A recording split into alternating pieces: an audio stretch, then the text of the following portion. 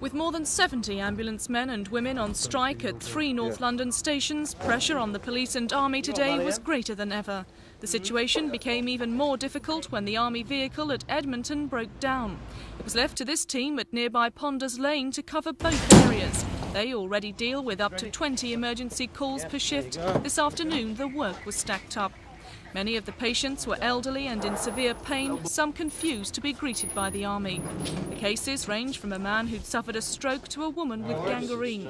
This team are proud they haven't lost a patient yet, but they say they can't wait to hand the job back to the professionals. Having done this job, would you say ambulancemen are only professional drivers?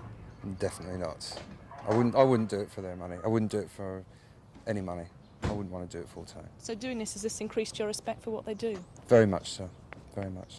As more ambulance staff threaten to join the picket lines, tonight London's ambulance chiefs warned lives would be increasingly at risk.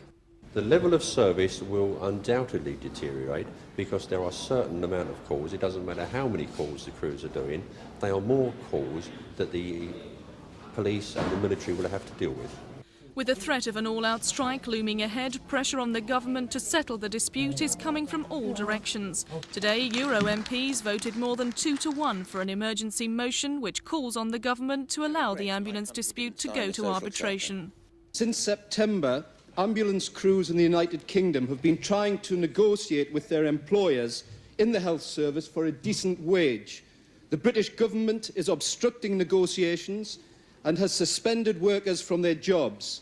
The ambulance workers will accept binding arbitration, yet the British government's response has been to heap insults on the heads of those workers by comparing them to nothing more than professional drivers.